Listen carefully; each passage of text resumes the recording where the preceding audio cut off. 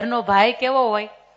મેં તમને કહ્યું એમ કે સૌથી પહેલા તો એ વ્યસન મુક્ત હોય, કારણ કે આખા ઘરની જવાબદારી સાહેબ તમારી માથે છે અને તમારા જીવનની અંદર કોઈ પણ વ્યસન નામનું તત્વ ઘરે ને એટલે તમારા ઘરનું આવતીકાલે શું થશે ને એની માથે ક્વેશ્ચન માર્ક લાગી જાય.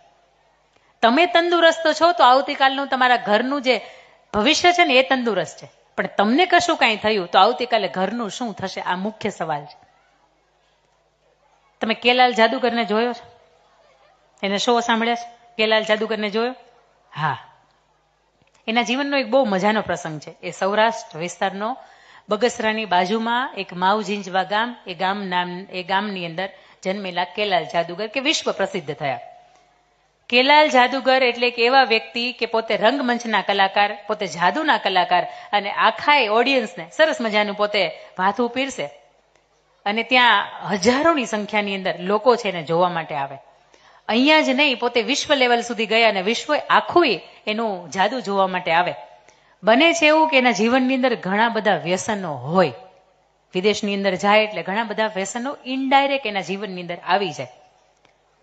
પણ એક વખત એના પપ્પા હોય ને, કેલાલ જાદુગરના પપ્પા, એને એવું કહે કે બેટા માથા ઉપર હાથ મૂકીને મને કે હવે કદાચ હું છેલ્લી ઘડીએ છું, હવે કદાચ નહીં રહું, પણ મારા જવાથી આ ઘરને એટલો બધો ફેર નહીં પડે, પણ તારા વ્યસનથી આ ઘરને બહુ બધો ફેર પડશે.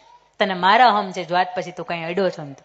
એના પપ્પા છે જે તે સમયે એના મૃત્યુ થઈ જાય છે અને કેલાલ જાદુગર છે એ સમયે નક્કી કરે છે કે નહીં, આપણે કાંઈ ખાવાનું જ નથી, આપણે કાંઈ પીવાયું નથી, આપણે કાંઈ લેવાયું નથી. એમાં પછી વગડીઓ માવો આવે, આરએમડી આવે, એટલે 2-3-5 રૂપિયાની મજા આવે, એમાં તમાકુ આવે, સુરેશ તમાકુ આવે, એમાં સરસ મજાનું લાલ પીળું કેસરી ગુલાબી જે લેતા હોય એ પાણી આવે, એમાં બધા પ્રકારના વ્યસન આવી જાય. એમાં બીડી આવી જાય, તમાકુ આવી જાય, ગાંજો આવી જાય, ડ્રગ્સ આવી જાય.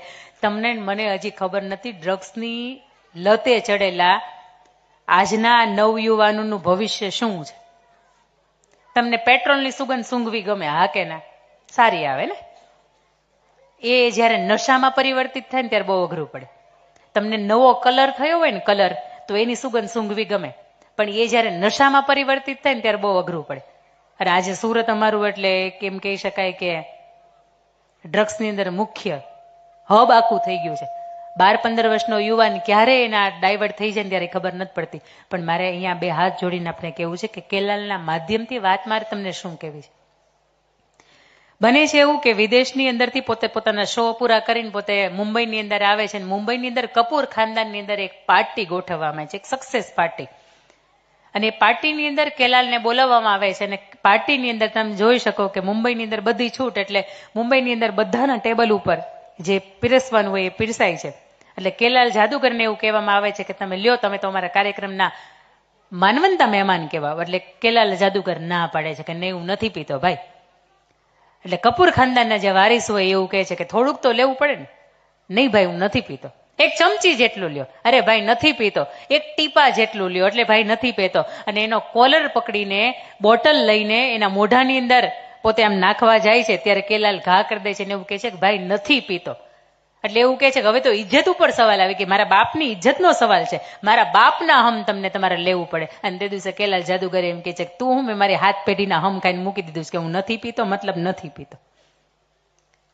આ સૌરાષ્ટ્રનો આપણો અહીંનો વ્યક્તિ કે સામે દુનિયાનો માણસ કોઈ પણ રીતના તમને પ્રેશર આપે કે તમારે લેવું પડે, તે દિવસે ના પડે કે હું નથી લેતો. બીજી વાત કે પ્રમુખ સ્વામી મહારાજને જયારે ખબર પડી કે કેલાલ વ્યસન મુક્ત થયા છે અને કેલાલના શોની અંદર આજના નવયુવાનો કેટલા બધા આવે છે શો જોવા માટે, તો કેલાલના શોની અંદર આપણે કંઈક એવું વ્યસન મુક્તિનું કંઈક અભિયાન કરીએ કે મેજિક મૂકીએ કે જેનાથી પ્રેરણા મળે અને કોઈ વ્યક્તિને એમ થાય કે અહીંથી મારે આ સતમાર્ગેના પંથ ઉપર મારે કંઈક અહીંથી મૂકીને જવું છે. એટલે કેલાલને એવું કે કેલાલ તમારા જાદુગરની અંદર તમારા 1-2 કલાકનો જે 3 કલાકનો શો હોય ને એની અંદર એકાદી કંઈક તમે વસ્તુ મૂકો કે જેના માધ્યમથી લોકોને પ્રેરણા મળે. તો એની અંદર એક હવનકુંડ મૂકે અને હવનકુંડના માધ્યમથી કેટલા બધા એવા વ્યક્તિઓ, કેટલા બધા એવા યુવાન વ્યક્તિઓ કે એને શો જોયા પછી, એનો પૂર્ણ કર્યા પછી એ હવનકુંડની અંદર પોતાના વ્યસનો છે એ હોમીને જાય છે. એક વિદેશની કંપની જે ભારતની અંદર કેલાલને ઓફર કરે કે તમારે એક સરસ મજાની અમારા માટે એક પડીકી કહેવાય અને આજના યુવાનોને આ પડીકી ખીચામાં હોય ને તો મજા જ મજા આવ્યા કરે, તમારે એનું એડવર્ટાઇઝમેન્ટ કરવાની છે. તમને 25 લાખ રૂપિયા આપવામાં આવે. તમારે 2 યુવાનો વાતો કરતા હોય, કોલેજના યુવાનો કોલેજમાં વાતો કરતા હોય કે કઈ મજા નથી આવતી અને તે દિવસે તમારા જાદુઈ કોટમાંથી પડીકી કાઢવાની ને એમ કહેવાનું કે લે આ મજા. કેલાલ ના પાડી દે છે કે હું આ નહીં કરું. પેલા માણસને એવું થાય છે કે 25 લાખ રૂપિયા ઓછા પડે. આજથી ઘણા બધા વર્ષો પહેલાની વાત છે. એટલે એ ઓફર કરે છે 50 લાખ રૂપિયા આપવામાં આવે છે. અને તે દિવસે કેલાલ ફરીથી ના પાડે છે. એટલે એ માણસ છે ને કેલાલને મળવા માટે આવે છે. અને કેલાલને એવું કહે છે તમને 50 લાખ રૂપિયા ઓછા પડે?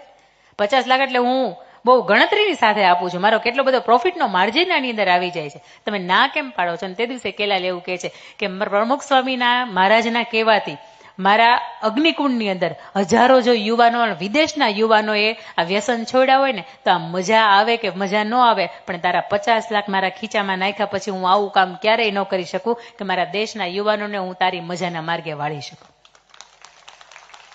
આ વાતના માધ્યમથી મારે એ જ કહેવું છે કે આવતીકાલે રામ આવવાના છે. અને રામને એવું જ આંગણું ગમે, રામને એવું જ ખોળિયું ગમે, રામને એવા જ ભજન ગમે કે જે નિર્વ્યસની હોય, કે જે આંગણું પવિત્ર આંગણું હોય. એને એવી જ સ્ત્રીનું ભજન ગમે કે જે પવિત્ર હોય. એને એવો જ પુરુષનો શબ્દ ગમે, એને એવો જ પુરુષનો હોંકારો ગમે, એને એવા જ પુરુષની આહુતિ ગમે કે જેના શરીરની અંદર ભગવાને જેવું તમને શરીર આપ્યું હોય ને એવું એ તમને પાછું લઈ શકે. તમે જુઓ, શરીરનો આ ગળાથી ઉપરનો ભાગ છે ને તમારા કંટ્રોલમાં છે. તમે ઈચ્છો ને તો કાન હલે, તમે ઈચ્છો ને તો આંખો બંધ થાય, તમે ઈચ્છો ને તો ગાલ હલે, તમે ઈચ્છો તો મોઢું બંધ થાય, તમે ઈચ્છો તો હાથ હલે. તમે કમરથી નીચેનો ભાગ છે ને એટલે પગનો ભાગ, આંગળીઓનો ભાગ બધોય તમારા કંટ્રોલમાં છે. પણ ગળાથી લઈને અહીંયા કમર સુધીનો ભાગ તમારા કંટ્રોલની અંદર નથી. તમે ઈચ્છો કે મારે પેટ હલાવવું છે તો બાબા રામદેવ હલાવે, આપણે ન હલાવી શકીએ. તમે ઈચ્છો કે મારે કમર હલાવી છે, આમ હલે, પણ અંદર તમે ઈચ્છો કે મારે લીવર હલાવવું છે, હલે? ન હલે ભાઈ. તમે હલી જાઓ પણ લીવર ન હલે. તમે ઈચ્છો કે મારે હૃદયને હલાવવું છે, હલે? એ તો ધક ધક ધક ધક થાય, એ વાત અલગ છે. પણ તમે ઈચ્છો એ પ્રમાણે કઈ એમાં હલે બલે નહીં. પણ જે અહીંયાથી અહીંયા સુધીનું સંચાલન ઈશ્વરના હાથની અંદર છે. ઈ ઈચ્છે એ પ્રમાણે હલે છે. તો ઈ ઈચ્છે ને એ પ્રમાણે અંદરના જે પણ વ્યવહારો છે ને અંદરના, બધા એને થવા દેજો. ઈ ઈચ્છે ને એવું આ શરીર જેવું એને આપ્યું છે ને એવું એને પાછું આપો ને તો ઈશ્વરની સૌથી શ્રેષ્ઠ તમારા જીવતરની એ ભેટ છે.